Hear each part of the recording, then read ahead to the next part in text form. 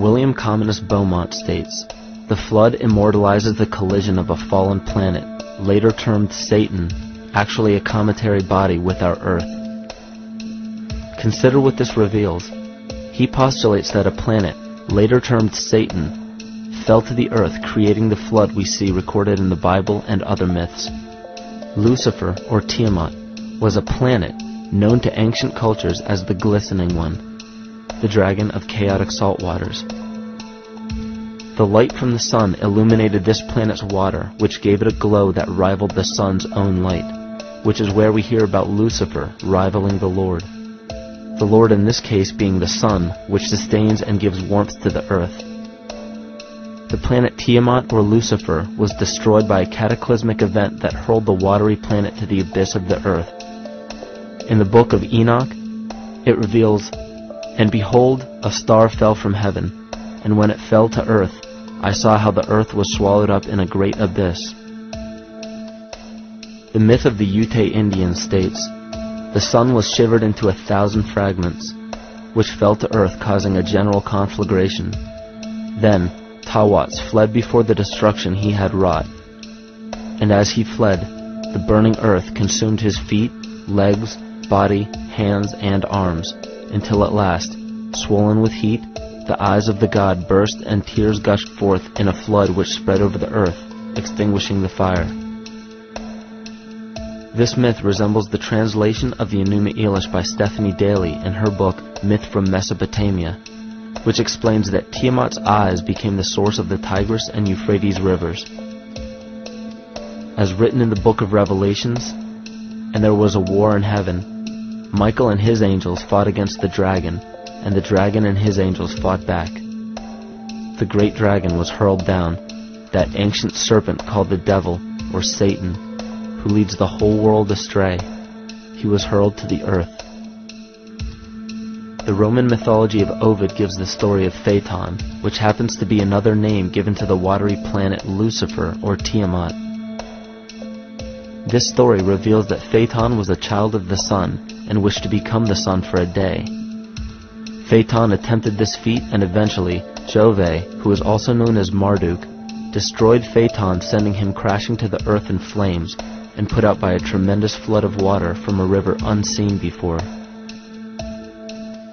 The common theme we notice here is that of a saltwater planet, the great dragon, Lucifer, Tiamat, or Phaeton, was defeated and fell to the earth, and now dwells in the abyss known as Hell, giving us the outline of the story of Lucifer rising up against the Lord and being defeated and banished to rule the underworld. As we know, however, an outline is but a shell of a story. The inner meaning, the spirit of the myth, comes with a deeper understanding of the essence of each planet, not just the physical planet, but the conscious core, because we know now that the proportions and velocity of a planet gives them their own characteristic frequencies, which govern biological and behavioral patterns. These planets reflect the archetypal psychology of man. In ancient times, probably the most important field of research was the study of the heavens. Galactic bodies and their movement through the sky were known to be symbolic of the inner faculties within human consciousness. Within all organisms, outdated science has only explained the physical world measured by our five senses. Only in esoteric religions, mysticism, and quantum fields of science are we to find any attempt at explaining where thoughts and emotions fit into the sense-perceptible world. We also understand now that humanity is a community of cells within the organism of the Earth. The Earth, therefore, is a higher organism that shapes our form and function. This higher organism and all other planetary bodies are governed by consciousness, just as we individual humans are. Therefore, the Newtonian belief that galactic bodies are nothing more than lifeless forms floating in space is tantamount to claiming that we humans are nothing more than a composite of elements in motion. We know that this is untrue because we feel, we think, and furthermore we see the result of our consciousness creating what we call life. Plato wrote, "This world is indeed a living being, endowed with a soul and a single visible living entity containing all other living entities. which by their nature are all related. Furthermore, the cosmos is a single living creature which contains all living creatures within it. And in an article out of the Sufi journal, the author writes, "The world is a living spiritual being." This was understood by the ancient philosophers and the alchemists who referred to the spiritual essence of the world as the anima mundi, the soul of the world. In scriptures, we hear of the claim that angels guide the inner soulful actions of people, or that the gods wield influence over man. Most ancient spiritual and scientific teachings held the belief that the hierarchies of the gods, angels, archangels, archai, all the way down to the cherubim and the seraphim, are the hierarchies within the human psyche. In this way, we must understand that when the whole of ancient myths and sacred scriptures speak of spiritual influence from a higher being, they were speaking of archetypal forces that are inherent within us, not an influence from an external source. This is where we begin to see the relevance of astrology as an ancient form of science that resurfaced in the 19th and 20th centuries under the name of psychology. Friedrich Nietzsche even stated, "As long as you still experience the stars as something above you, you still lack a viewpoint of knowledge." This is astropsychology and maps the inner faculties of the psyche. In pre-Christian times, there were schools known today as the mystery schools or the mystery religions. The messages encoded in the scriptures and ancient archaeology came from adepts of spiritual science. The intent was to teach the initiates the deeper meaning of these myths.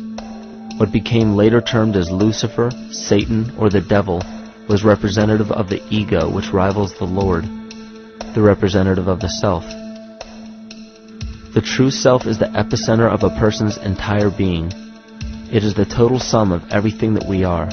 The false ego, on the other hand, is the idea and concept we create about ourselves in the course of our lives, which typically excludes any qualities we don't wish to accept about ourselves. However, humanity has been endowed with the freedom to choose either to obey the true self or to give in to the temptation of the vanity and materialism of the false ego. This is the most notable trait that separates man from animal: our freedom of choice, the choice to follow our concepts and ideals or our natural impulses, the choice to sustain nature or to destroy it. This freedom of choice weighs on the fate of the entire organism that we call humanity. Cancer begins with a group of cells within a community that fail to communicate with the conscious signal of the organism. Those cells begin to grow out of control and spread to other areas of the organism. This very disease is evident in our world today. The cancer upon our earth is the domination of our false ego and our divorce from nature. Collectively, among every human, vanity leads to segregation and competition. Competition leads to fear and greed. Greed leads to deceit and immorality. And immorality is the breeding ground for illness, waging war on our earth. Every act of hatred and destructiveness in our world begins with self-hate and self-destructiveness.